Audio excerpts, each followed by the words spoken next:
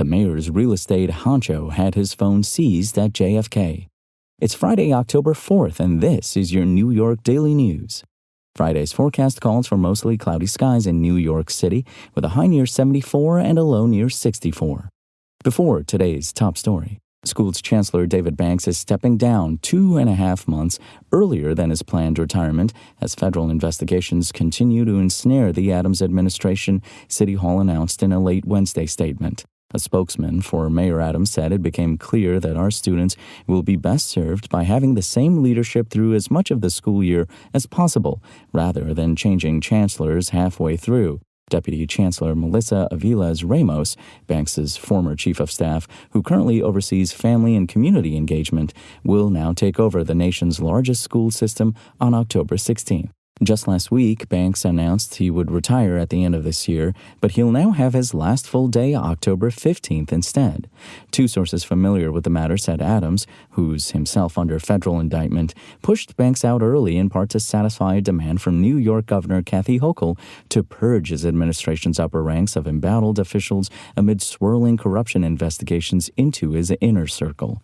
If Adams chooses not to resign amid his own legal troubles, Hochul has the power to remove him. Find the latest on this story and more right now at nydailynews.com.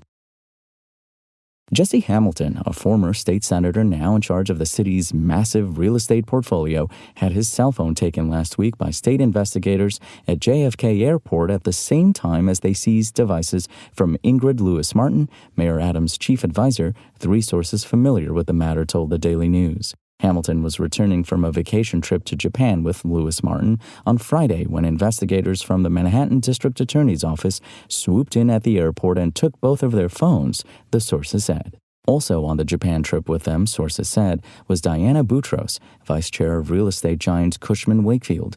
It's unclear if the investigators targeted Boutros too, and she didn't return a request for comment.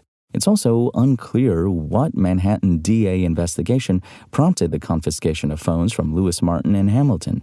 DA investigators raided Lewis-Martin's home in Brooklyn in conjunction with taking her devices. Additionally, at the same time as the DA investigators confronted Lewis-Martin and Hamilton at the airport, federal authorities served her with a subpoena. Sources confirmed to the news last week that the subpoena requires her to provide grand jury testimony in connection with the investigation into Adams' campaign that resulted in the mayor's indictment last week on charges that he solicited and accepted bribes from Turkish government operatives in exchange for political favors. Neither Lewis-Martin nor Hamilton have been publicly accused of wrongdoing by the feds. Adams has pleaded not guilty to his criminal charges. Hamilton was elected in 2014 to Adams' old seat in the state Senate, served in that role from 2015 to 2018, and remains a close political confidant to the mayor. He was appointed by Adams last year as the Deputy Commissioner for Real Estate at the Department of Citywide Administrative Services, serving under the agency's head, Louis Molina, the former Correction Commissioner. Upon calling Hamilton's phone Friday, the news got an automated message saying the number has been disconnected. A DCAS spokeswoman referred comment to Adams' office when asked about Hamilton's phone being taken.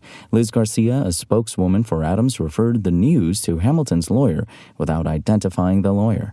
A rep for Manhattan DA Alvin Bragg's office declined to comment. Hamilton's division manages over 380 leases comprised of roughly 37 million square feet of office space owned by the city or rented from private building owners. Prior to his state Senate tenure, he worked for the City Department of Finance. In March 2023, as first reported by the news, Hamilton received an unusual $24,000 raise on top of his $190,000 a year salary, just 4 months after Adams appointed him to DCAS in his first role there as a lawyer.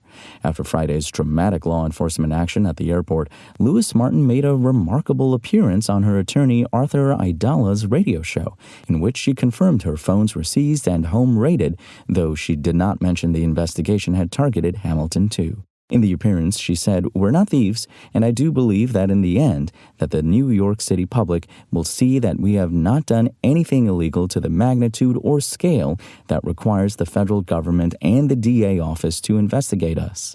Though it wasn't immediately clear what probe prompted Bragg's investigators to take her and Hamilton's phones, Lewis-Martin's name has come up in the DA's prosecution of Eric Ulrich, Adams' former buildings commissioner who was indicted last year on bribery charges.